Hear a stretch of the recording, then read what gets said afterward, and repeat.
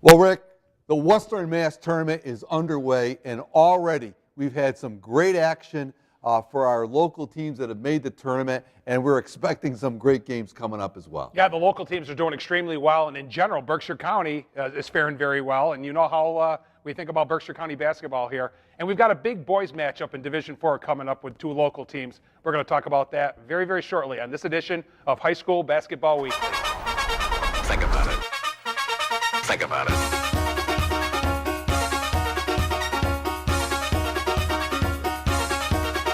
Think about it. Yeah, welcome back to High School Basketball Weekly. Tim Morey alongside of my co-host Rick Bull. And Rick, as we alluded to in the opening, some great action already in the Western Mass Tournament in all the divisions. And we're particularly proud of the results that we've had with our local teams. They've been doing very good. And Berkshire County in general has had a great start to this tournament. Yeah, very much. I think only the Lennox boys bowed out in the first round in a hard-fought game against Bay State in D4. Other than that, everybody else is in. And we got a lot to talk about for sure. And let's get started. We'll start off in Division III boys action in a game that I was particularly interested in, Rick, and that's the Wauconah Warriors at the number 5 seed. In our Super Selection seed show, I talked about Wauconah. I thought they should have been a higher seed than number 5, but they had a nice victory over Southwood. Yeah, they did. Coach Belcher's team is playing very, very well. It doesn't hurt them to play in the North in Berkshire County when you have to match up against Hoosick Drury and Taconic and PHS twice. And the South teams are nothing to joke about. I mean, they're very, very good ball clubs. They're just maybe smaller schools. But I like Coach Belcher's team. And you know, Tom O'Connor, Tom Burst came back after missing a few games. Kevin Huban's having an all-star season. He's been an incredible ball player for them. Tim Clayton, their football quarterback, is doing really well. And he's got a nice bench. And he's got size. And I like that. I think they're going to compete heavy. The overall favorite, of course, Tim, is Sabas, of course. But I still like Wauconah's chances, and I like their chances down at East Hampton. Another team that I'm interested in, Rick, is in the number 6 seed. They're on the other side of the bracket, and that's the Monument Mountain Spartans. They came away with a nice victory over South Hadley, who was the 11th seed. And as you alluded to, Rick, this Spartan team, they're healthy again.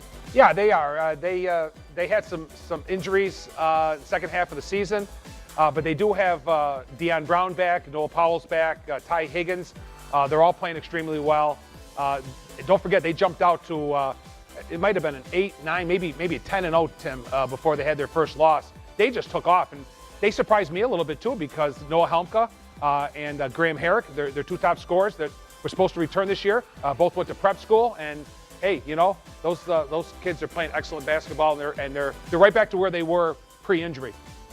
Well, again, in this particular division, you know, we talked about Sabas.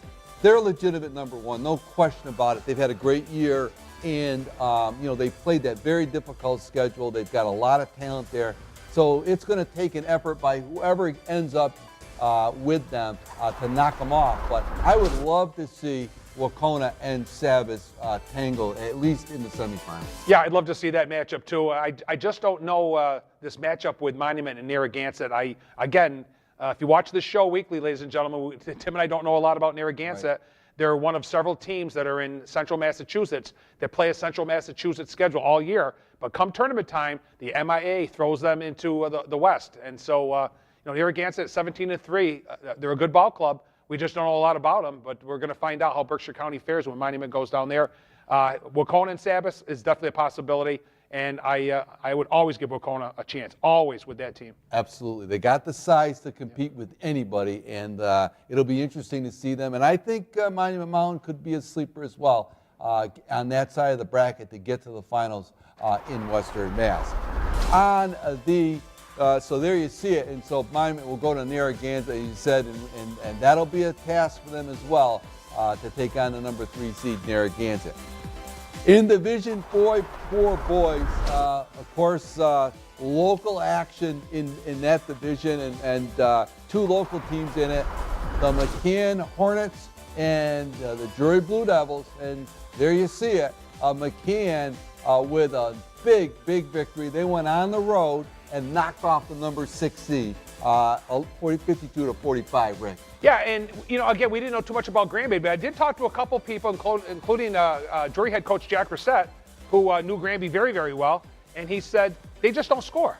So if McCann can put some points on the board, they're going to be right there. And when we left the Drury Gymnasium after Drury's game against Pioneer Valley Christian, we had found out McCann had held on and won that game. Now, Coach Chris Bullett's squad doesn't always play extremely well on the road, and they know that, and they want to change that. And the girls at McCann feel the same way. They just love it down at the Hornets' Nest, down at their home court. But they did what they needed to do, and knocking off Granby was a great accomplishment for Coach Chris Bullett. He won his first round game last year, but that was home, and then had to go to Hopkins. So this year, the task isn't going to Hopkins, but it's going to Drury, and that's going to be a task for them alone. Now, interestingly, I think another sleeper team in Division 4, the Lee Wildcats, number 8, they knocked off Turner's Falls 69-59, and now they're going to end up playing the number 1 seed where on that side of the bracket. And I'll tell you, this is my upset special, Rick. I think this Lee team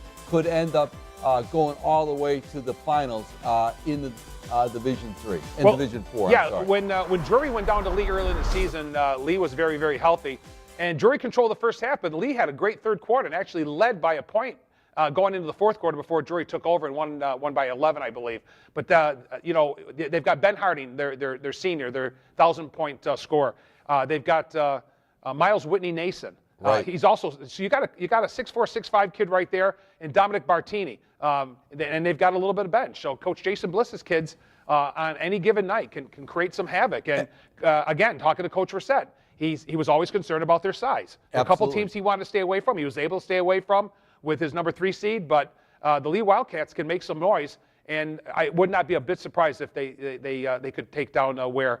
Ware better be ready for that Lee team. Right, I think Lee, because Lee I think has the most size in this Division 4 tournament, so watch out for Lee. And of course, the number 3 seed, the Drury Blue Devils, with a big, convincing victory over Pioneer Valley Christian Academy, 86-34. And Rick, you were there to cover this one with Northern Berkshire Community Television. Yeah, last year Coach Reset got Duggan. This year he got Pioneer Valley Christian out of McCann's league, and it was all Blue Devils. It was just pressure, and transition points, and it was just steal after steal. They pretty much could do whatever they wanted to that night. Reese Reset there with a jumper and getting the roll. Everybody got in the action, and nice pass here to Rodriguez off the glass. But Drury got contributions from everybody. But again, as things get tighter, and I'll never forget what Coach Reset said at the beginning of the season. He said, I've got to get more scoring other than from Reset and Scott McGuire. And so they're going to have to get Hunter Sarkis to step up and score, Obilio Rodriguez, Max Doherty, and a little bit off the bench. And I think they'll be fine. You got that tough match up with McCann coming up. That's going to be a good ball game. A couple of North Adams teams going at it for the first time in many, many years. We'll be there to cover that game. Yeah. It's going to be a full house up at the Bucky Bullet Gym. Right. McCann, the Hornets, going to take on Drury. That's great for the city of North Adams to have their 2 high schools competing here in the Division 4 boys tournament with a trip to the cage on the line. Before we leave Division 4 boys, I would like to comment a little bit on the Paulo Freire team. They had a dominating victory, 100-45 over North Brookfield, and Paulo comes in at the number 5 seed.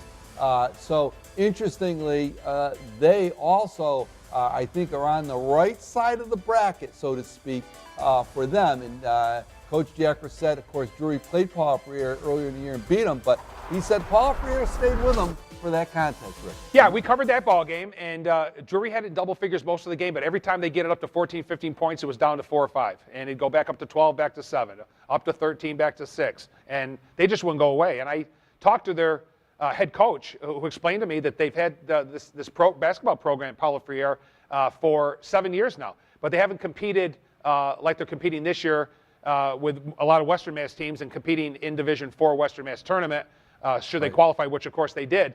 They've competed with Central Mass and Eastern Mass teams of their size charter schools. So they've got some talented kids. They've got 1,000 or 2,000-point scores.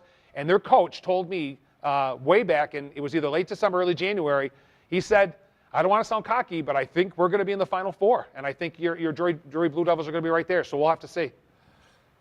How do you see the matchup, of course, Thursday night, tonight, actually, between McCann and Drury? It's interesting. McCann has a little bit of size, and that may be Drury's Achilles heel, although they rebound very well for a team that doesn't have a lot of height. McCann, of course, they have the big guy in the middle. Yeah, they got Jeremy Beanie, their center, their 6'5" center, and he's had a very, very good year. He was ill last year, as you heard Coach Chris Billett talk to us on this show, and had an ankle injury, so wasn't as effective last year as he was this year. But he has really, really helped them out a lot. He's dominated some games, especially their big home win against Bay State. But they've got some great players. I mean, Lucas Jamross, the junior, at about 5'9", plays 6 foot or more. Bruce Davis and their point guard Keegan Vidal. They've got the Tavani twins, and they've got some young kids off the bench. Chris Bullett's getting a lot off his kids, and this is almost like a Super Bowl for them. And right. they're just anxious. They've played against or with these kids on the Drury team, whether it be in 7th and 8th grade, right. in junior varsity, or in the summer league. The John Georgie Summer League. So they know each other, and it's going to be exciting for both those schools. And I would add, Tim, that McCann, with that big win over Granby, was led by Darian Tavani with 13 points. Bruce Davis had 11, Keegan Vidal 10, and Jeremy Beanie 9. So that was a very, very balanced attack. And they're going to have to stay with Drury. They're going to have to handle the pressure right away, and they're going to have to do whatever they can to stay in the ballgame. That for them, that's the key for them. The key for the Blue Devils is try to get into a running game, right. fast-paced game.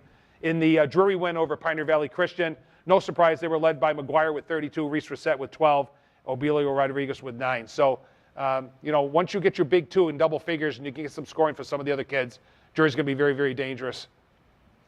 On the girls' side, Rick, some great action locally for our teams. It started off in the Division IV girls tournament. There you see it.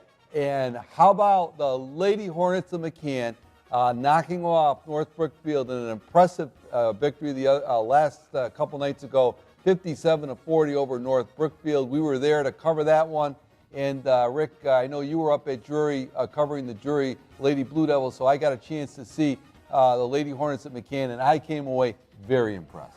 Yeah, I've been covering the McCann girls the last couple of years, and it's been a pleasure to watch Kathy Budai's team. And she's got some seniors that are very, very talented and great role models, and they do everything else that doesn't show up in the box score, especially their two captains, Emma Marino and Aubrey Tetlow. And, of course, their big three scorers are all underclassmen. Point guard Izzy Lacasse, that's going to be a real good one, right. Tim. I know you were impressed with her. Right. And also sophomores Grace Towler and Kaylee Tacho really helped them out. That's where they get the bulk of their scoring. But that was a big win over North Brookfield, and they're going to advance. And speaking of the Lady Hornets from McCann, we've got on the line right now the head coach for the Lady Hornets, Kathy Budai. And Coach Budai, thank you very much for joining us here on High School Basketball Weekly, and congratulations on an impressive tournament victory over North Brookfield. Thank you. And Coach, I was saying to Rick that this is the first time this year I've seen the Lady Hornets, and I came away so impressed with their composure. This is a young team you have there. You're getting a lot of scoring from some young players, and for this kind of an atmosphere, they played very composed after they got their feet underneath them in the first couple minutes. That is true. You could tell the nerves were there in the beginning. Just some uncanny things were, happening. And, at halftime we discussed the need to just relax and play our game and settle down and make good decisions. And you could tell they were much more comfortable in the second half. Coach, you had a lead at halftime by about, I think it was a 9-point lead at halftime. And yep. You guys came out of that locker room to start the second half like you were shot out of a cannon. And I'm just curious as to what you told the team at halftime, because they really picked up the energy. Well, we talked about just what are our goals? Where do we want to go with this? Do we want to keep the team hanging around so you never know who gets the swing towards the end of the game, or do we want to, for lack of better words, bury this team to be able to make ourselves comfortable? Absolutely, And yeah. they all agreed, we're going to go out and we're going to take care of business. Coach, you get so much leadership. I was just saying prior to your phone call, your leadership, your captains are incredible players. You couldn't ask for two nicer young ladies Right. and talented to work with the younger kids. And there hasn't been a time that I haven't talked to Kaylee or to Grace or to Izzy where they haven't mentioned the captains. But I give your younger players a lot of credit too, because I think I read a quote from some reporter that Grace had last night that team, your team needs to go to Hopkins and play with the same intensity and the same thought process as if you were playing at home, where you play extremely well. That is true. That's something we've been focusing on more towards the latter half of the season. Just when we're going to those away games, don't be thinking about where we are. Focus on what we need to do. Right. Put our priorities in order and go out and execute what we need to do. Because especially with some of the younger kids, it's easy to get rattled, and I'm hoping tomorrow night that doesn't happen. Well, Coach, you guys now travel down to Hopkins Academy and take on the 3-seed Hopkins. And is there anything you can tell us about Hopkins Academy? Yes, they have a player. She's I don't remember her name off the top of my head. Her number is 13. She's a talented player. She has almost 1,500 points in her high school career. So she can hit threes. She can drive to the hoop. She's a strong player. Number 11 as well. So we worked on a couple of things today in practice to prepare for that, and we'll continue to do so tomorrow. And hopefully we can disrupt their game enough so we can play our game. And I like going in as the underdog. There's pressure, but the pressure isn't as much. You feel a little more comfortable being able to go in and play your game versus, oh my gosh, we have to win because we're the higher seed. How awful will it look if we don't win? Exactly. That's a great point, Coach. Absolutely. Well, a win, Coach, gets you a ticket to the Curry-Hicks Cage to the semifinals of Division IV, so that's got to be quite an incentive for your young team. It is. That I think they really, you could see it last night and you could see it today at practice. They believe that this is a possibility, and they are going to. I have a feeling tomorrow, or on Friday, I'm sorry, that they're going to show up and they're going to play their hearts out. Well, Coach, you've had a great season to this point. We hope it continues. We want to congratulate you on a great season and a wonderful program that you've got down at McCann Tech. And, of course, we're going to wish you the best of luck. Berkshire County will be pulling for the Lady Hornets on Friday night when you take on Hopkins Academy. Thank you very much. Good luck, Coach. Talk to you soon. Thank you. Okay. And that's head coach Kathy Budai of the Lady Hornets. And Rick, I know you've covered McCann a lot, and I tell you, I don't get there enough. And every time I go there, I always come away impressed. It's a great program, a great school, and they do a wonderful job there. Yeah, well, I'll tell you what. Hats off to Coach Budai and to Coach Mike Dowling, and they've got a really good program, and they've got a program that's really taken off now. Especially when you've got your top 3 scorers back for the next couple of years. You're building a nice program down there. The enrollment is around the 500 mark right now. So, they're exciting. And you know what, too? Hats off to the student body of McCann that is down there all the time supporting their team. Right. And we go down there, it's loud. And also, I want to just take this opportunity to send our condolences, our personal condolences, and everybody here at Northern Berkshire Community Television to Mike Dowling Sr. and Mike Dowling Jr., Coach Mike Dowling of the McCann Tech Hornets, the loss of his mom recently. Very, very sad, a very, very nice lady, very, very pleasant. Always sat in front of us down at McCann during her granddaughter Amy's games. Right. So our heartfelt sympathies to the Dowling family at the loss. A little bit of other action in Division IV. Rick, you looked at Division IV, the number 4 seed, Mount Everett, marches on after defeating number 13 Gateway, but a lot of news in that one as Gwendolyn Carpenter continues her quest to become the all-time leading scorer in Berkshire County. Yeah, Mount Everett had no problem at home with Gateway, and now they're going to take on number 5 Renaissance, who is going to come in to Sheffield with a record of 21-0. And you've got to be cautious when a team's undefeated. Now they don't play the aggressive schedule for sure, and that's why Mount Everett got the higher seed. But it's going to be very, very interesting. But as far as Gwendolyn Carpenter is concerned, it's going to feel funny next year, Tim, when we do this show and we don't talk about Gwendolyn Carpenter down at Mount Everett because she's been there for so long. But yeah, she just recently, we focused her as a spotlight player, scoring her 2,000th point for the Eagles. She now sits at 2,039. She is 17 away from the all-time Berkshire County scoring record held by Samantha Herrick of, I believe, Lenox High, if I'm not correct. That's right. If I'm correct, Tim. That's right. At 2,055. That's stood for an awful, awful long time. So I think Gwendolyn's going to get it. I think she's going to get it against Renaissance, and I see them moving on to the cage next week. Well, we hope so because we want to see that matchup. I think it's a little premature that 1-4 Munson Mount Everett matchup because we talked about the seeding show. I think those are the 2 top teams in Division 4. We'll see how it plays out. On the Division 3 side, some great news for the Lady Blue Devils of Drury, Rick, as they were able to come away with an impressive victory over Mahar in their opening round game in Division 3 girls. Yeah, we did this game just the other night, Tim, and there was a tale of 2 halves.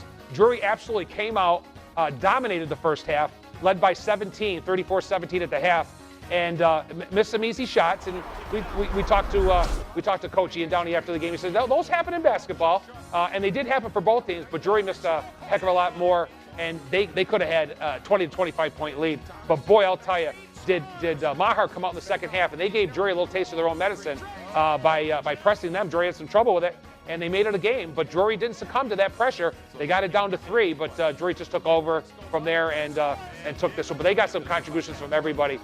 Haley Shook, Allison Felix, Brooke DeJaneiro, Kayla McGrath, Laura Thomas, Tess Zoido, and some play off the bench from Anna Dix. So they're going to move on to the next round. And in the preliminary round, on the other side of it, Rick, Savitz, number 7 seed, in a low-scoring affair, knocked off Frontier to earn the right to travel to Hoosick Valley. Now, as you see there, they'll play Hoosick Valley in a quarterfinal matchup Friday night at Hoosick Valley. So that should be an interesting one. We'll talk a little bit more about that in a minute. But right now, we are delighted to have with us the head coach of the Lady Blue Devils, Ian Downey, and congratulations, Coach, on your opening round victory over Mahar and a chance now to take on the number 1 seed, South Hadley, on Friday night. Yeah, thanks very much for having me, guys. And Coach, I just wanted to ask you, Rick was talking about the game before we had you on here against Mahar, and he said a tale of 2 halves, but interestingly, your team, which had the big lead, Mahar came storming back, but your team was able to weather that storm and keep their composure and come away with the victory. Yeah, I mean, I think it's unfortunately seems to be our identity this year. We're a little bit of Jekyll and Hyde as the game goes on. We've had really great quarters followed by bad quarters, really great halves followed by bad halves. But the thing that I'm the most proud of so far of our team is last year and even earlier this year, those were the type of games that we would lose because as teams were coming back, we weren't able to kind of weather the storm. And we've had these games, whether it be against Lee or Lennox or Greylock most recently, and then obviously last night with Mahar, where we were able to build that nice lead because we played very well in the first half. And then as they were coming back, and instead of kind of letting them fully get back and actually take the lead, we were able to weather the storm long enough, regain our composure and finish the game. Coach, let me ask you this. It's probably no secret if you watched our seeding show, and I've talked to Rick here about it. I think Drury probably got one of the worst seeds of all the divisions. I thought that seeding Drury as the 8th seed was was not a great seed because I believe in reality, not on paper, but in reality, you guys played a very difficult schedule playing Hoosick twice in the other North teams that you played in Hampshire and beating Hampshire. I just believed you were entitled to a better seed. But having said all that, how do you think playing the North teams, having to put those teams on your schedule, how does that prepare your team for this tournament? Yeah, I mean, unfortunately, when it comes to seeding, there's not much more we can do. The Walker is what it is. I mean, I think a lot of Berkshire County coaches get a little bit frustrated with the Walker, but at this moment, it's all that we have. There's not too much we can do about it. We believe that our strength of schedule for us is better than what the Walker believes. Right.